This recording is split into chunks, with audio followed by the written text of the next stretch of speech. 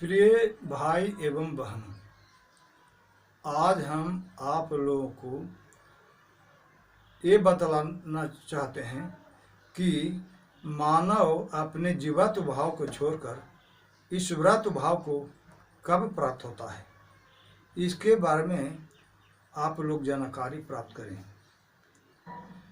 सभी मानव समुदाय 3 गुणों से नियुक्त हैं। सब इन 3 गुणों को अवधारण किए हुए हैं। इन 3 गुणों के माध्यम से सारी क्रिया प्रक्रिया क्या करते हैं। संसार के जितनी भी मायावी काम है, सांसारिकता है या सांसारिक कारोबार है, सब 3 गुण के मिश्रण से ही होता है। बिना 3 गुण के मिले ऐसा हो ही नहीं सकता। 3 गुण हैं, रजोगुण, सतोगुण, तमोगुण। ये तीनों गुण से सारे मानव समुदाय प्रभावित हैं। जबकि परमात्मा 3 गुणों से परे है, पृथक है, भिन्न है। वो 3 गुणों को धारण किए हुए नहीं है। 3 गुण उनको छूते तक भी नहीं। 3 गुण को जीतने के उपरांत, 3 गुणों को दाबने के उपरांत, 3 गुणों से ऊपर उठने के उपरांत ही जीव अपने जीवात्म को छोड़कर ईश्वर भाव को प्राप्त होता है। इसके लिए सतगुण, रजोगुण, तमोगुण तीनों से ऊपर उठना पड़ेगा, तब जीव ईश्वरत्व को प्राप्त करेगा। जब मानव या जीव युक्ति से चित्त वृत्तियों को शांत करके निरपेक्षता के द्वारा गुणों पर विजय प्राप्त कर लेगा,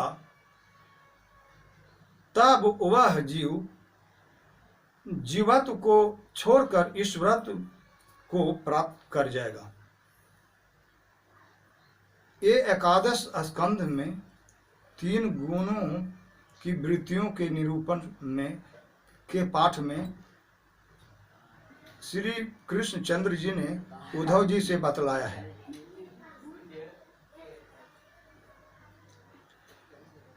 जब तक जीव 3 गुणों का सहारा लिए हुए इसका बैसाखी बना करके काम करते रहेंगे, तब तक ईश्वरत्व को प्राप्त नहीं होगा। वह संसार चक्र में घूमता फिरेगा, 84 में जाता रहेगा, भटकता रहेगा, ईश्वरत्व को कभी नहीं पा सकता। ईश्वरत्व को पाने के लिए 3 गुणों को योग वृत्ति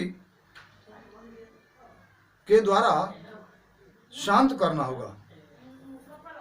सारे संसार की कामनाओं को शांत करके अपने मन को आत्मा में विचरण कराना होगा, अपनी आत्मा में ही रमन करना होगा, अपनी आत्मा में ही रत होना होगा।